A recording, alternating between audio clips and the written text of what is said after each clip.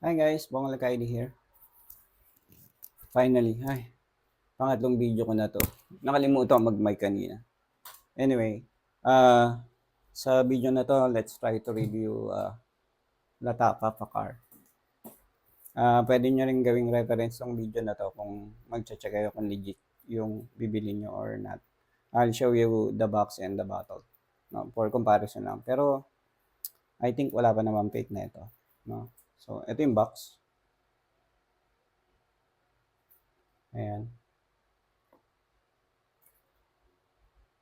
So guys, kung ugaliin yung magpa-legit check muna sa mga prog groups before kayo bumili, ipa-legit check nyo yung shop na bibilan nyo kung authentic ang tinitinda or hindi. Look at the hologram. Ayan ang hologram. So yan. Yan. Yan yung isang palatandaan na authentic ang ano. So yan yung format. Okay. So this one is brand new inbox. I already have a open one. Ito, box. Ito yung loob. Same format. Yun pa rin, hologram. Box. So, medyo makapal, pero madaling mo siyang maliko. This is the box. I mean the bottle. Yan. Yan yung likod. So, parang kaliskis. Ito yung likod naman ng takip. Parang yung small version ng nasa likod. Pero iba kulay. Of course, black kasi yung bottle. Tapos ito yung okay. Yan. Atomizer.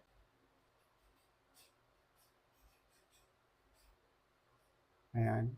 So, atomizer check tayo. May electric pan eh. I don't know kung makabumalik sa akin yung atomizer check. Dito na sa kabila.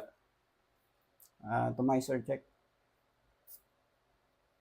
Okay. Okay.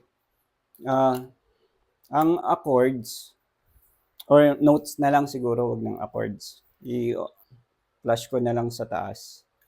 Pero I'll try to smell sa blotter. Mabango siya sa hangin. Pero sabi nila, ano daw to? Dupe ni YSLY.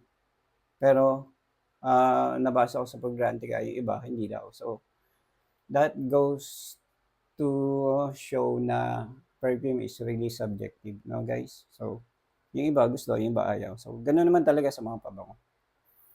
So, ayun. Right off the bat, apple, lavender. Sabi sa notes may ginger, pero wala naman ako naamoy. Geranium, tonka bean, and konting vetiver. Yeah, vetiver. So, yun. This one is, guys, fruity, fresh, citrus fresh to me. May konting lavender and green. So, aromatic siya.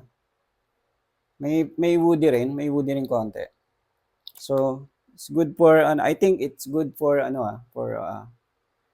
daytime. Okay siya sa daytime. Huwag ka lang mag-overspray. Good for nights and too, if you can pull it off. Kasi I think this one is pang summer scent. Pero matamis kasi siya. So, matamis siya. Yung fruity niya, nandoon, naamoy ko na kasi ito eh. Meron ako nitong bottle ng Y dati. So, I don't think, mas refined lang yung Y, yung OG, compared to this one. Pero I think this one, parang may sarili naman siyang identity, no? Siguro nakuha niyo yung DNA ni Y, pero yung profile nila magkaiba. Kasi yung may depth yung opening ni Y. And then this one is more on parang Invictus side. Fruity kasi. Fruity fresh. And then yun, lavender. So yeah, I think that's yun yung naamoy ko.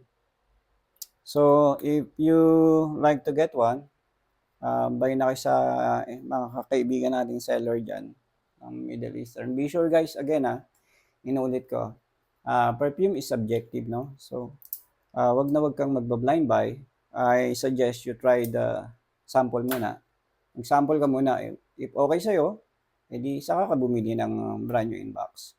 Pero I don't recommend na mag-blind buy ka kasi for you to save up money. Makapag-save ka ng malaki if hindi mo gusto talaga yung send. Pero to me, this one,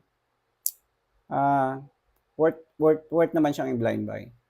Para sa akin So, yun. So, see you sa next video guys. Thank you for watching.